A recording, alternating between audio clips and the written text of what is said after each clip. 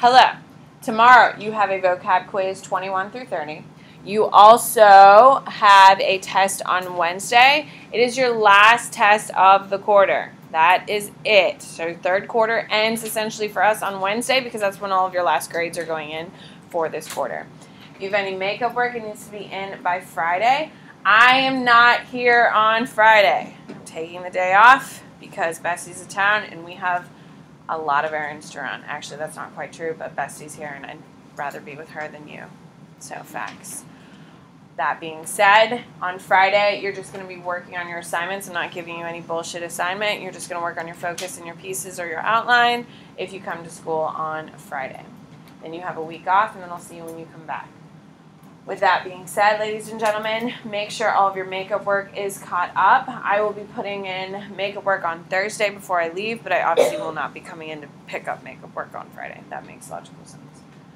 I still have extra credit out there if you would like to donate any Germ-X, any type of disinfecting wipes, tissues, anything that people can use in 2020 in times of these, I will take. Please note, I'm not hoarding it for myself. I have a huge collection already going for tomorrow down to the front office, and it's already been distributed. I've probably we as a collective have donated probably about 80 or 90 things to the school to help disinfect. So it's not like I'm hoarding it for myself and selling it at extremely high prices on Amazon. It would be, but I'm not a terrible person, and I want to be at Plant High School as long as I can. So if we can keep Plant healthy and clean and safe, then I can stay. So that's the goal. So please, if you're interested in doing this, please have your supplies here by Wednesday. You can bring it to me tomorrow, or you can bring it to me on Wednesday. 5 points per product. 15 total points is the most you can get. Questions, concern, comments? Perfect. All right. So on Friday, we talked about dissociative disorders. We talked about depersonalization. Yes.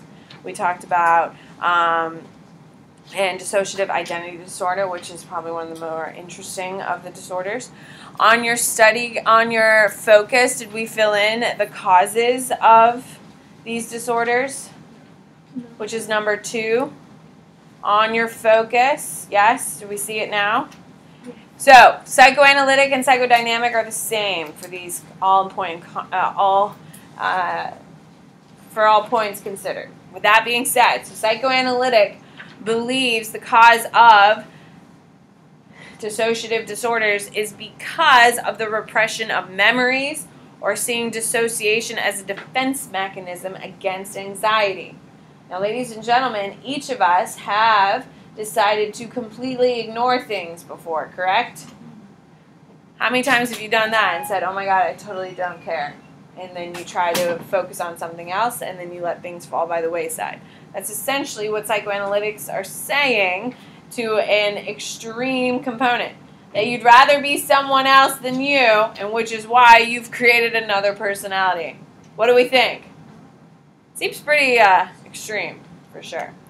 Cognitive and behavioral. They believe that dissociative disorders are caused by an avoidance of learning. So instead of you learning what is right and what is wrong, you kind of separate yourself from the problem. So if you're having a problem with Emerson because she's bullying you, which makes perfect sense, she's so cutthroat, okay, then you develop another personality in order to kind of cope with Emerson. There you go. And then finally you have your biological, which I prefer the biological, especially on this one, which says that there are lower than normal activities in areas responsible for body awareness in people with dissociative disorders, that there is a chemical imbalance.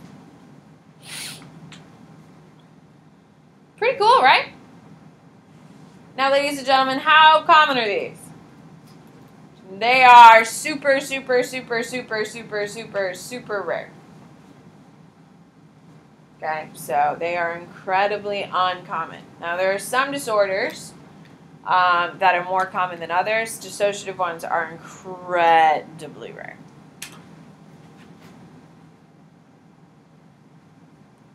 You got about 10 seconds, and then I'm moving on. What do you got, Annie? So, other cases that were diagnosed when it first started, yeah, a lot of them turned out to be. Yeah, of course. So one of the most famous cases is Sybil, and Sybil is a lie. Like, she was the first one to be dissociative identity disorder, multiple personalities, and she did it for attention, and she did it for fame and wealth and all that stuff, which she got. So we're talking about her now, so there she go. But I do believe that there are some people who do have this, like, legitimately have different personalities. Like that girl Helen we saw, right? Like, does she look like she's living her best life? No, not at all. So I do believe some people do have it, but I do believe some people do abuse it as well. All right. Here we go. Mood disorders is our next category. I would go to your study guide. We'll fill in that, and then we'll come back to our focus. Does that sound okay with you? Okay, so for mood disorders, when we talk about mood disorders, we're talking about affect or the emotional reaction. Okay, isn't it on your study guide or no? It's on your focus, sorry. There you go. You can fill it in number 3 on your focus. Here we go. So, affect is your emotional reaction. Now, I don't know of any diagnosis of anyone in this room with a mood disorder. It's also not my business, so I'm not trying to care. So, I'm going to assume that none of you have one, so we can just talk in generalities here. With that being said, every single person in this room has an affect in the normal range. Some of you, it is very hard to get an emotional reaction from. Some of you, it is very easy to get an emotional reaction from. Camden Collins comes to mind for the easy reaction. Okay? Nina is a little hard to read. I appreciate that. She's a little coy. Okay? You never really know where she's sitting. Her affect is low. Camden Collins' affect is high. You know exactly by looking at that face where that girl stands. Okay? Emily is also a low affect, and I would say Jessica as well. Would you say that? Would Jessica, would you say you have a huge emotional range? Probably not. Yeah, there you go. There's nothing wrong with it. I also really don't either. Mine's mostly towards rage. But it's not, have you ever seen me really joyful? No, you're never going to see me really joyful. It's like rare, like very, very rare. So when we talk about, so every single person has their own affect range of how emotional you are.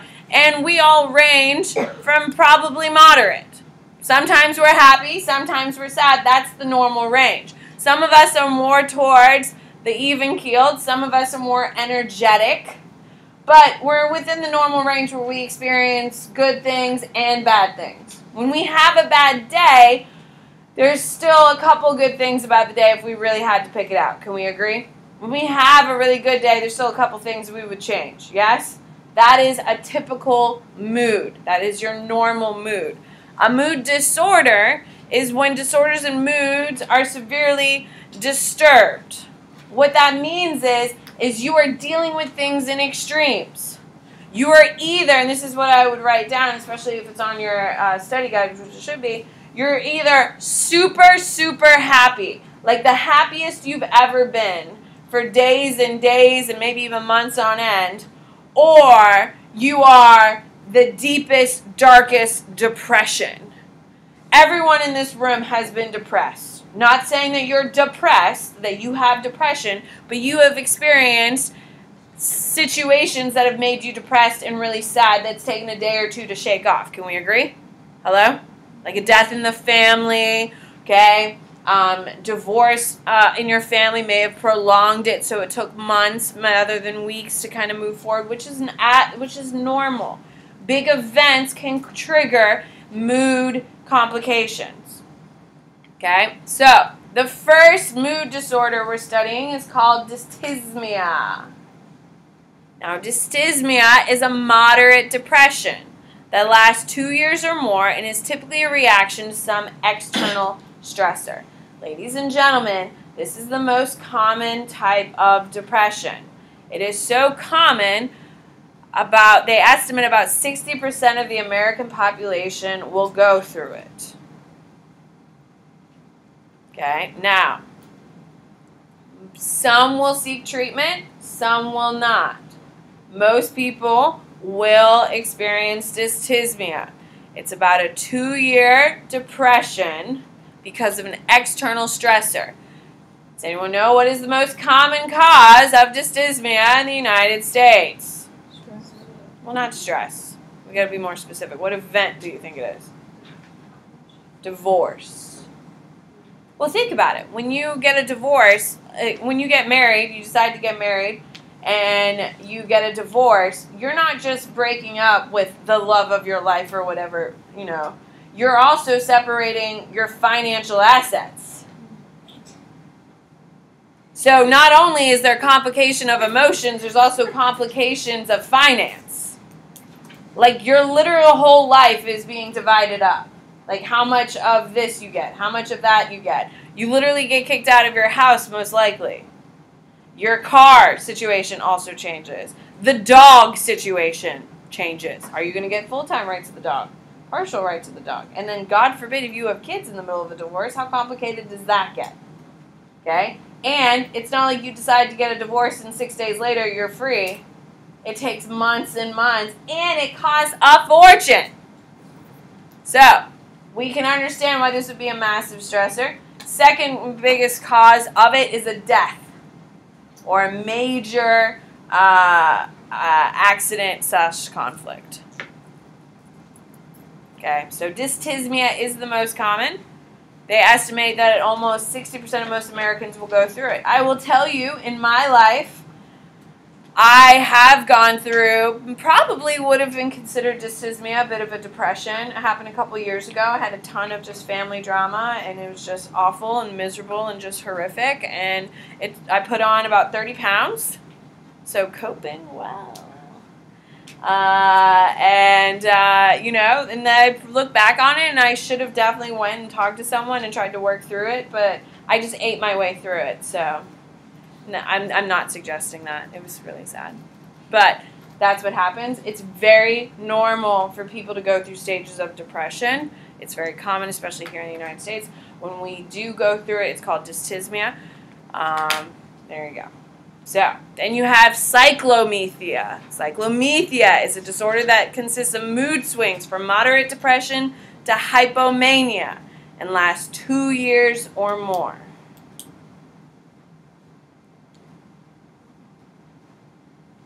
Okay, this is where things get a little bit tricky. For your application, I would say, I don't agree with this, but this is how people remember it. It is bipolar light. You know, like Diet Coke? It's a lighter version of Coke. It's like diet bipolar. It's just less extreme bipolar and for smaller windows. Now, ladies and gentlemen, are the effects real? Yes. Is it really a diet version? No, but it's an easier way to remember it. Cyclomethea is essentially a lesser strenuous bipolar disorder. What that means is you're going to have times of mania and times of depression. Now, what is mania? Mania is when you are feeling untouchable. You have no consequences. You can do everything. You have tons and tons of energy, and you essentially don't sleep, don't eat, and you just go, go, go, go, go. Miss Bennett. Okay. So, sounds pretty good, doesn't it? During it, yeah, I mean, it sounds pretty good if you just had tons of energy, you could really focus on tons of things, you could do all these other things, you don't really need to sleep, you're just so excited, like you have a genuine enthusiasm for life, everything is wonderful. Well, keep in mind, when you take an extreme high, there has to be an extreme, so the higher you get, the lower you get. On the other side of it, do you think when you're in a manic state, do you think you take care of your body? No, absolutely not. Do you think you take care of other people in your life? Absolutely not. Your whole life. And when you're in a manic state, do you think responsibly or completely irresponsibly? Irresponsible. So a lot of people who are in like these manic states, they go on like crazy like credit card. My mom shops. Yeah, it's there you go. And shopping is a huge component of it, absolutely. And they're going to start doing like tons of like other things and get themselves involved in tons of other aspects that it doesn't allow them to take care of other people when they get caught into it. Like if you had kids and you're in a manic state, how well do you think you're going to be taking care of your kids? Not at all, but not as well as you should be, correct? Because the manic state doesn't allow you to focus on anything other than yourself. And you don't think of the consequences. You think of what I want at this moment now. So is it a great thing? No. Okay? So, ladies and gentlemen, we, as normal people, I don't know your business, but we're going to just assume we're between here and here. Mild elation is like, yeah, that was great. Like, we had a great weekend. Like, oh my God, we had so much fun. We did this, we did this. Like, yes, it was great. Okay? Mild sadness is like, oh my God, you know, we had a death in my family, but, you know, it was nice. I got to see my cousins. I haven't seen them in a while. You know, we got to, you know, we talked about the good times we had with them and stuff like that. That is the normal emotion range. We don't really get here that often. We don't really get there that often. We're typically in the middle here. Yes? That's normal. When we're talking about mood disorders, people live in this extreme and this extreme, which is well beyond our normal abilities to kind of process. All right, so major depression. So, major depression is severe depression that comes on suddenly and has no external cause. Major depression. When people say that they have depression, and like you know people who are depressed, like you just know they have depression, they're typically major depression. Cyclodysthymia, you may or may not know that they're struggling with depression. When you know someone is struggling with depression, it is 90% of the time major depression. My sister has major depression. It is not triggered by stress. It's not triggered by events or anything like that. She just gets it for no reason. Well, I think, like, it's not caused by anything. Like, she's just has been depressed. Her lack of serotonin, I truly believe, is the problem in her brain, which causes that depression. Okay? Then we also have manic, which is having the quality of excessive excitement, energy, elation, and irritability. What? You would put that in manic episodes? Yes. Manic is manic episodes on your study guide. So manic episodes is having excessive excitement, energy, elation, and irritability. So their emotions are just super high flying. They can go days without sleeping. Okay, they are constantly doing different projects to keep themselves busy and getting things done, which can cause chaos and disorder, and stuff like that. Like I have a video clip for you. How much time do I have? You're stressing me out, Charles. 5 minutes. Oh, okay. I have 5 minutes? Yeah. How about I show it to you tomorrow? Is that okay? We'll get a bunch done, and then tomorrow I'll show you a couple video clips. Yes? Okay. Then we have bipolar disorder. Now, bipolar disorder is severe mood swings between major depressive and manic episodes. So this is like the extreme swing of things. Miss Bennett? Yes, you just left. Thank you. Okay, so bipolar disorder is when you are swinging between major depressive and manic episodes. So one day you could be hitting a high. The next day you're at a low. Like you could be feeling like you're completely untouchable. People who are bipolar who are not receiving treatment, some people think that they are like Superman and try flying from building to building and die. Like every year in New York City, we have people who would try to fly and climb buildings, like Spider-Man and stuff like that, because they're on a manic episode. Like they just feel invincible and that they can do anything they want because they feel like they just don't have any consequences because that part of the brain is just not functioning. With as high as you get, you also have to go as low, and that's where the depressive episodes come from. And so with bipolar, if you're getting as high as one can, you have to go as low as one can, and these people are on the brink of suicide. They are the ones on the brink of throwing like their lives away and stuff like that, not leaving, starving themselves to death, those types of things, unable to function. All right. I have a video. Do you want me to save it for tomorrow? All right. So let's go to our focus, and we can plug in causes of mood disorders, which is what? Number 6. Perfect. So psychoanalytic. Psychoanalytic believe mood disorders see depression as anger at authority figures from childhood turn inward on themselves.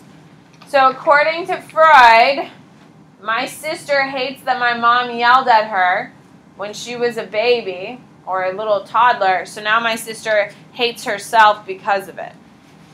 And that's why she's depressed today. What are your thoughts? Yes. You think? Huh. So it's like to an extent. Huh. It depends on how soon. Like, yeah, how severe they are. I grew up in the same damn house. I know, I'm saying not your sister. Not your sister. I'm saying in certain cases. I agree. We can always cite something for sure. Okay. So psychoanalytic believes that depending on how you were treated as a child will affect how you respond. Then you have learning theories, which is the belief of learned helplessness. Okay, that you have learned these types of things, and if I do nothing, then nothing matters, and so they perpetuate that. Cognitive see it as a result of illogical thinking patterns. Well, if I don't care, no one cares, and then who cares? So I'm going to do whatever I want.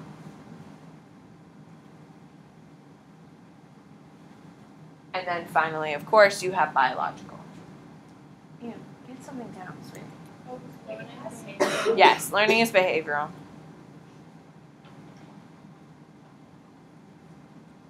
And then biological looks at the function of serotonin, neoprephrine, and the dopamine systems in the brain. For my sister's case, I would say it's a it's a serotonin imbalance in her brain, which is why when she takes her medication on a regular basis, which thankfully she has been, her moods have been much more stable. Now, I will tell you, with my sister who's been on mood stabilizers, which is essentially what her antidepressants are, she doesn't have a huge range of emotion. She really doesn't. And she doesn't really like them that much. She would prefer not to have them, of course, just like anyone, correct? But I'll tell you, like, for instance, like I said, I have my baby shower this weekend. My sister planned it. I mean, I planned it. I have a 9-page document of listing everything that I wanted and organized everything. I can show it to you. It's pretty impressive, but it's fine. My sister is the one hosting it for me. And even though she's put in a lot of time, a lot of money into this, when you say, like, are you happy with it? She'll be like, it's fine. But then later when you talk to her about it and be like, what, are you happy with how the baby shower? She'll say, oh my God, it was so much fun, like 2 or 3 days later. But just cannot relate that. She just can't. It's cognitive and behavioral, and then it's behavioral. That's fine. Goodbye. Have a nice day. Can I come during 5th period tomorrow and make